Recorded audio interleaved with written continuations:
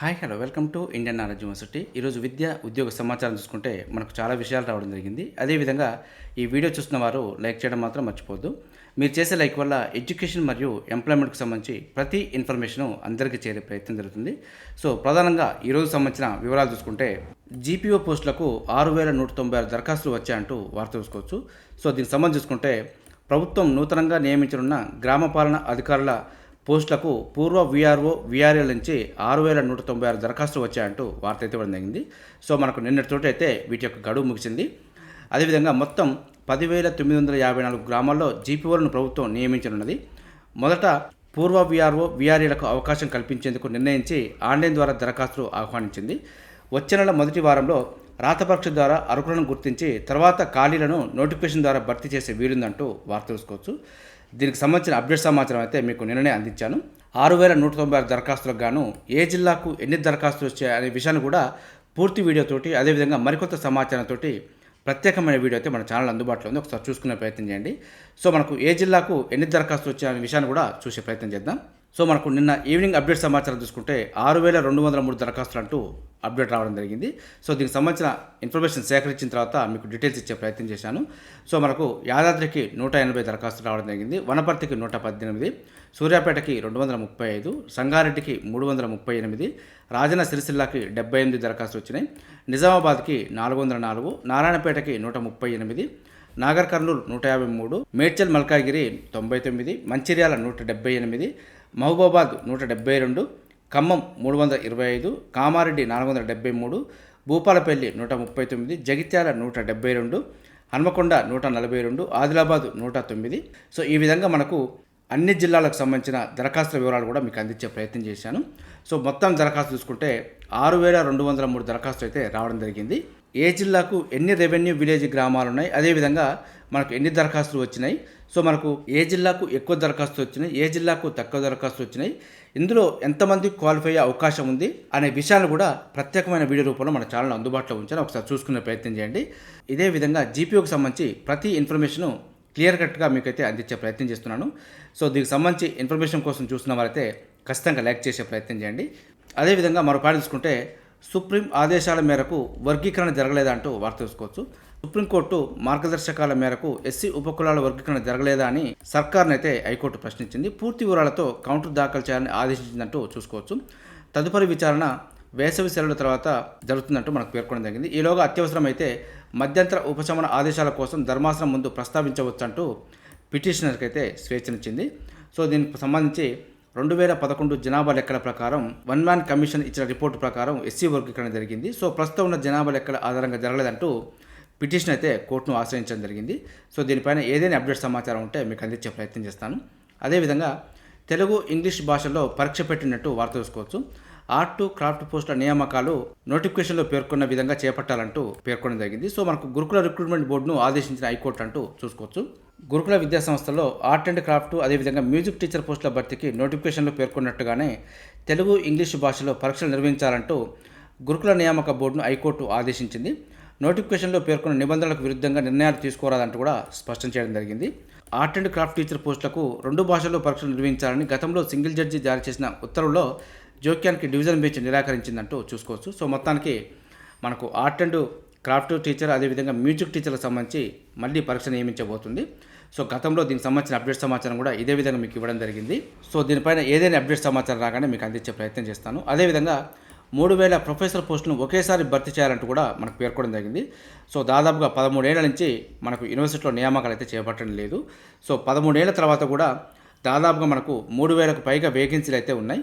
So 3,000 వేకెన్సీలు ఉన్నప్పుడు 1,000 పోస్టుల కోసమే జీవో నెంబర్ 21 తీసుకురావడం అన్యాయం అంటూ మనకు పేర్కొనడం జరిగింది. సో మనకు 3,000 ఉద్యోగాలకు సంబంధించి ఒకేసారి భర్తీ చేయాలి, ఒకేసారి నోటిఫికేషన్ రిలీజ్ చేయాలంటూ కూడా నిరుద్యోగులు కోరడం జరుగుతుంది. అదేవిధంగా ప్రతిపక్షాలు అదేవిధంగా కోదండరామ్ సార్ కూడా వినతి పత్రం ఇచ్చారంటూ వార్త చూసుకోవచ్చు. సో అదేవిధంగా దీనికి సంబంధించిన ఏదైనా అప్డేట్ సమాచారం ఉంటే మీకు అందించే ప్రయత్నం చేస్తాను. అదేవిధంగా సో మరో దినపత్రికలు కూడా తెలుగులోనూ ఆర్ట్ క్రాఫ్ట్ టీచర్ల నియామక పరీక్ష మళ్ళీ నిర్వహించాలని టీఆర్ఈ ఐఆర్బీకి హైకోర్టు ఆదేశం అంటూ చూసుకోవచ్చు. సో మొత్తానికి దీనికి సంబంధించి ఎగ్జామ్ డేట్స్ కానీ ఏదైనా అప్డేట్ సమాచారం రాగానే మీకు అందించే ప్రయత్నం చేస్తాను. అదేవిధంగా మే 1 నుంచి టెక్నికల్ టీచర్స్ సర్టిఫికేట్ కోర్స్ అంటూ చూసుకోవచ్చు. 5 ఉమ్మడి జిల్లాలో 42 రోజుల పాటు శిక్షణ అంటూ చూసుకోవచ్చు. మనకి సమ్మర్ క్యాంప్ను అయితే ఉపయోగించుకునే ప్రయత్నం చేయండి. దీనికి 10th క్లాస్ అయిపోయిన వారు అప్లికేషన్ చేసుకోవచ్చు. వేసవి సెలవుల్లో భాగంగా టెక్నికల్ టీచర్స్ సర్టిఫికేట్ కోర్సును నిర్వహిస్తున్నట్టు ప్రభుత్వ పరీక్షల విభాగం సంచాలకుల కార్యాలయం ఒక ప్రకటనలో పేర్కొందంటూ చూసుకోవచ్చు. ఉమ్మడి హైదరాబాదు, వరంగల్, నిజామాబాదు, కరీంనగర్, నల్గొండ జిల్లాలో టెక్నికల్ టీచర్స్ సర్టిఫికేట్ కోర్సు శిక్షణ 42 రోజుల పాటు ఇస్తామంటూ వివరించింది. మనకు మే 1 నుంచి జూన్ 11 వరకు ఈ శిక్షణ సాగుతుందంటూ తెలపడం జరిగింది. కోర్సు కోసం ఈ నెల 29 వరకు bsc.telangana.gov.in అఫీషియల్ వెబ్సైట్లో దరఖాస్తు చేసుకోవాలంటూ ఇవ్వడం జరిగింది. దీనికి ఏజ్ లిమిట్ వచ్చి 18 నుంచి 45 ఏళ్ల మధ్య వారు అప్లై చేసుకోవచ్చు. ఈ నెల 17వ తేదీ నాటికి 10వ తరగతి ఉత్తీర్ణులై ఉండాలంటూ కూడా మనకు పేర్కొనడం జరిగింది. సో మరిన్ని వివరాల కోసం అయితే ఆయా అఫీషియల్ వెబ్సైట్లో చెక్ చేసుకునే ప్రయత్నం చేయండి. అదేవిధంగా ఫార్మాసిస్టులు ఇక ఫార్మసీ ఆఫీసర్స్ అంటూ చూసుకోవచ్చు. మనకు ఉత్తర్వులు జారీ చేసిన ప్రభుత్వం వైద్య ఆరోగ్య శాఖలో పనిచేస్తున్న ఫార్మసిస్టుల హోదాను ప్రభుత్వం ఫార్మసీ ఆఫీసర్స్గా మార్చిందంటూ చూసుకోవచ్చు. ఇక్కడ నుంచి ఫార్మసిస్ట్ అని పిలవాల్సిన అవసరం లేదు, ఫార్మసీ ఆఫీసర్స్గా మారడం జరిగింది. సో మనకు ఫార్మసిస్ట్ గ్రేడ్ 1 ఉద్యోగాలను ఫార్మసీ ఆఫీసర్స్గా, ఫార్మసీ సూపర్వైజర్లను చీఫ్ ఫార్మసీ ఆఫీసర్గా మార్చిందంటూ దీనిపైన అయితే ఉత్తర్వులు జారీ చేయడం జరిగింది. అదేవిధంగా మరో పాయింట్ చూసుకుంటే భారత్ భద్రతకు ఇస్రో భరోసా అంటూ మరొక పాయింట్ చూసుకోవచ్చు. వచ్చే 3 ఏళ్లలో 150 ఉపగ్రహ ప్రయోగాలంటూ ఇవ్వడం జరిగింది. సో ఇప్పటికే మనకు ఎంతో భద్రతకు సంబంధించి ఉపగ్రహాలు ప్రయోగించాల్సిందో ఇప్పటికే లేట్ అయిందని చెప్పుకోవచ్చు. మనకు భారత అంతరిక్ష పరిశోధన సంస్థ ఇస్రో దేశ భద్రత అవసరాల కోసం రాబోయే 3 ఏళ్లలో 150 ఉపగ్రహాలను ప్రయోగించేందుకు సిద్ధమవుతుందంటూ ఇవ్వడం జరిగింది. సతీష్ ధావన్ స్పేస్ సెంటర్లో ఒకేసారి 4 రాకెట్లు అనుసంధానానికి వీలుంది. అలాగే తమిళనాడులోని కులశేఖరపట్నంలో నిర్మాణంలో ఉన్న ఈ ఉపగ్రహ కేంద్రాన్ని కూడా ఈ ఏడాదిలోపు అందుబాటులోకి తెచ్చేందుకు ఏర్పాట్లు జరుగుతున్నాయంటూ చూసుకోవచ్చు. మనకు కులశేఖరపట్నంలో కూడా ఉపగ్రహ ప్రయోగ వేదిక అయితే ఏర్పాటు అవుతుంది. సో కరెంట్ అఫైర్ల భాగంగా అడిగే అవకాశం ఉంది. సో గుర్తుంచుకునే ప్రయత్నం చేయండి. ఈ 3 ఏళ్లలో 150 ఉపగ్రహ ప్రయోగాలు చేయబోతుందంటూ భద్రతకు సంబంధించి కొంత అప్డేట్ సమాచారం చూసుకోవచ్చు. అదేవిధంగా మనకు మే నుంచి బిజీ అంటూ కూడా ఇస్రోకి సంబంధించి కొంత అప్డేట్ సమాచారం ఇవ్వడం జరిగింది. మనకు మే మొదటి వారంలో జిఎస్ఎల్వి F-16 ప్రయోగాన్ని నిర్వహించిన అనంతరం మిగిలిన 3 ప్రయోగాలు చేసేందుకు సిద్ధమవుతారంటూ ఇవ్వడం జరిగింది. సో మనకు ఈ 4 ప్రయోగాలకు సంబంధించి అప్డేట్ సమాచారం చూసుకుంటే జిఎస్ఎల్వి F-16 ప్రయోగాన్ని నిర్వహించిన అనంతరం మిగిలిన 3 ప్రయోగాలు చేసేందుకు సిద్ధమవుతుందంటూ ఇవ్వడం జరిగింది. సో ఇందుకు సంబంధించి ముఖ్యాంశాలు పరిశీలిస్తే మొదటి ప్రయోగ వేదిక పిఎస్ఎల్వి C-61 రాకెట్ ప్రయోగానికి ఏర్పాట్లు పూర్తయినాయి.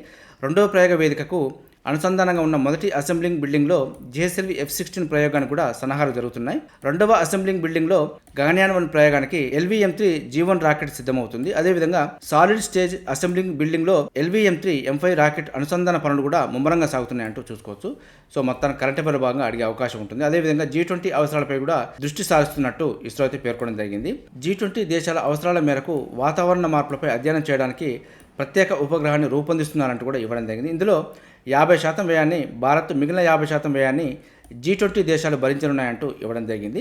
సో కరెంట్ అఫైర్లో భాగంగా అడిగే అవకాశం ఉంది. అదేవిధంగా అంతరిక్ష యాత్ర లక్ష్యం అంటూ చూసుకోవచ్చు. ఇక మానవ సహిత అంతరిక్ష యాత్రకు ఇస్రో సన్నాహాలు చేస్తుంది. ఇందులో భాగంగా చంద్రయాన్ 4 మిషన్ ప్రయోగానికి సన్నాహాలు జరుగుతున్నాయి. అంగారగ్రహంపై మరింత లోతుగా అధ్యయనం చేయడానికి మంగళయాన్ 2 మిషన్, అలాగే శుక్రగ్రహ ఉపరితలం మరియు వాతావరణంపై అధ్యయనం చేయడానికి శుక్రయాన్ మిషన్ కూడా ప్రణాళికలు రూపొందిస్తుందంటూ చూసుకోవచ్చు.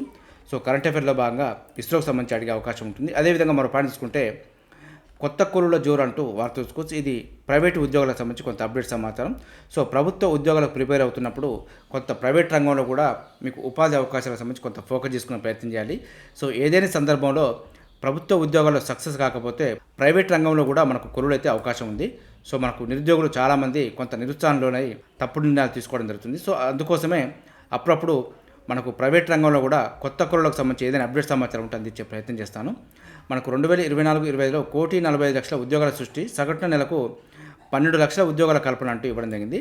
మనకు 6.4% ఆర్థిక వృద్ధి రేటు అంచనాతో సానుకూల ఫలితాలంటూ ఇవ్వడం జరిగింది.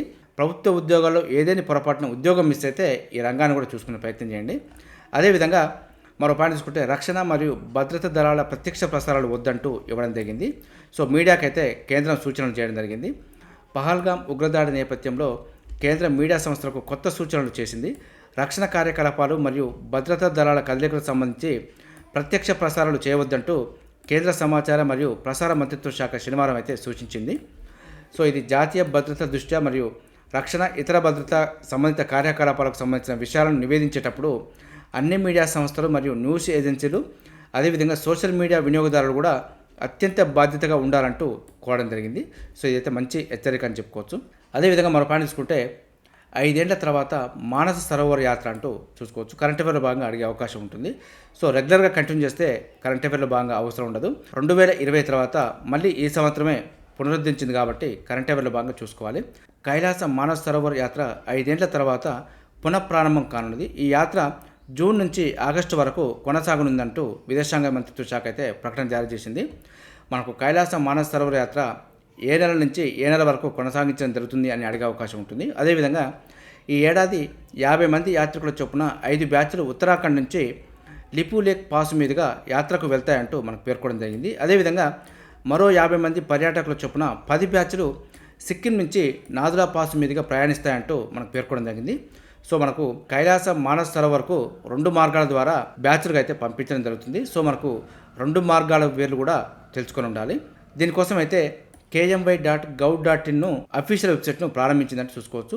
మనకు దీని ద్వారానే దరఖాస్తు చేసుకోవాల్సి ఉంటుంది. సో దీనికి సంబంధించి చూసుకుంటే కరోనా వ్యాప్తి మరియు చైనా వైపు యాత్ర ఏర్పాటును పునరుద్ధరించకపోవడంతో 2020 నుంచి కైలాస మానస సరోవర్ యాత్ర జరగలేదంటూ ఇవ్వడం జరిగింది. సో కరెంట్ అఫైర్లో భాగంగా చూసుకునే ప్రయత్నం చేయండి. అదేవిధంగా లా కమిషన్ నియామకం అంటూ దీనికి సంబంధించి కొన్ని వివరాలు అయితే ఇవ్వడం జరిగింది. సో దీని యొక్క ఆర్టికల్ అయితే మన టెలిగ్రామ్ ఛానల్ అదేవిధంగా వాట్సాప్ ఛానల్ అందుబాటులో ఉంచుతాను, ఒకసారి చూసుకునే ప్రయత్నం చేయండి. సో మనకు భారతదేశ 23వ లా కమిషన్ చైర్మన్గా సుప్రీంకోర్టు విశ్రాంత న్యాయమూర్తి జస్టిస్ దినేష్ మహేశ్వర్ నియమితులయ్యారంటూ చూసుకోవచ్చు. ఇది 2024 సెప్టెంబర్ 3న 23వ లా కమిషన్ను 3 ఏళ్ల కాల పరిమితితో ఏర్పాటు చేయడం జరిగింది. ఈ కమిషన్ చైర్మన్గా జస్టిస్ దినేష్ మహేశ్వరి, కమిషన్ పూర్తి స్థాయి సభ్యులు హితేష్ జైన్ న్యాయవాది, అదేవిధంగా professor DP Varma law professor Banaras Hindu University అంటూ చూసుకోవచ్చు. మనకు ఈ కమిషన్ పదవి కాలం అయితే 2027 ఆగస్టు 31 వరకు కొనసాగనున్నది. నిబంధనల మేరకు దేశవ్యాప్తంగా ఉమ్మడి పౌరస్మృతిని అమలుపరచవచ్చో లేదో 23వ లా కమిషన్ పరిశీలించనున్నదంటూ ఇవ్వడం జరిగింది. సో దీనికి సంబంధించి పూర్తి వివరాలు అయితే ఖచ్చితంగా గుర్తుంచుకునే ప్రయత్నం చేయండి. కరెంట్ అఫైర్లో ఏదైనా పాయింట్ అడిగే అవకాశం ఉంది, లేదంటే అన్ని పాయింట్ ఇచ్చి కూడా ఇందులో సరైనవి సరికానివి ఏది అని చెప్పి అడిగే అవకాశం ఉంటుంది. అదేవిధంగా లా కమిషన్ నిర్మాణం, అదేవిధంగా స్వాతంత్ర అనంతరం లా కమిషన్ ఏర్పాటు, స్వాతంత్రానికి పూర్వం, సో లా కమిషన్ సంబంధించి కొన్ని ముఖ్యమైన పాయింట్స్ అయితే వార్తాపత్రికలు రావడం జరిగింది. సో ఇలాంటి విషయాలు జనరలైజ్డ్గా చదవడంతో ఎక్కువ గుర్తుండే అవకాశం ఉంటుంది. సో సబ్జెక్ట్లో చదివినప్పుడు కొంత సబ్జెక్ట్ పరంగా డిఫరెంట్గా ఉంటుంది. సో జనరలైజ్గా చదివినప్పుడు ఈజీగా ఉండే అవకాశం ఉంటుంది. అదేవిధంగా మనం పాయింట్ తీసుకుంటే NMDCLలో 934 ఉద్యోగాలంటూ వార్త చూసుకోవచ్చు. వివిధ విభాగాల్లో ఖాళీగా ఉన్న పోస్టుల భర్తీకి national mineral development corporation steel NMDC steel notification అయితే విడుదల చేసింది. ఆన్లైన్ దరఖాస్తుకు చివరి తేదీ మే 8వ తేదీ అంటూ పేర్కొనడం జరిగింది. సో మొత్తం 934 ఉద్యోగాల్లో జనరల్ 376 ఉన్నాయి, EWS 93, OBC non criminal 241, SC 155, ST 69 పోస్టులు అంటూ చూసుకోవచ్చు. మనకు పోస్టును అనుసరించి degree, BTech, BG, diploma, ITI ఏదైనా post graduation, CA, MA, MBA, PGDM సంబంధిత ఫీల్డ్లో PG డిప్లొమాలో ఉత్తీర్ణత సాధించి ఉండాలంటూ చూసుకోవచ్చు. సో గరిష్ట వయో పరిమితి అయితే 50 ఏళ్ళు అంటూ మనకు పేర్కొనడం జరిగింది. సో పూర్తి వివరాల కోసం అయితే మనకు NMDCL అఫీషియల్ వెబ్సైట్లో చెక్ చేసుకునే ప్రయత్నం చేయండి. సో మనకు అప్లికేషన్ లాస్ట్ డేట్ అయితే మే 8 వరకు ఉంది. అప్లికేషన్ ప్రారంభం అయితే ఏప్రిల్ 24 నుంచి ప్రారంభమైంది. దరఖాస్తు ఫీజు అయితే 500 ఉంది. SC, ST, PWD అభ్యర్థులకు అయితే ఫీజు లేదు. సో దీనికి సంబంధించి పూర్తి వివరాలు అయితే NMDC అఫీషియల్ వెబ్సైట్లో చెక్ చేసుకునే ప్రయత్నం చేయండి. చూశారుగా, ఇది ఈరోజు సంబంధించి విద్యా ఉద్యోగ సమాచారం. ఇదే విధంగా మన ఛానల్ అయితే ప్రతిరోజు మార్నింగ్ రావడం జరుగుతుంది. వీటితో పాటు అడ్మిషన్ నోటిఫికేషన్స్ మరియు రిక్రూట్మెంట్ నోటిఫికేషన్ సంబంధించి కూడా ఎప్పటికప్పుడు అప్డేట్ సమాచారం అయితే మీకు అందించే ప్రయత్నం చేస్తున్నాను. మన ఛానల్ చూస్తున్న వారు సబ్స్క్రైబ్ చేసుకొని ఫాలో అవుతూ ఉండండి. ఈ వీడియో నచ్చితే లైక్ చేయండి, షేర్ చేయండి, సబ్స్క్రైబ్ చేసుకోవడం మాత్రం మర్చిపోద్దు. Have a nice day.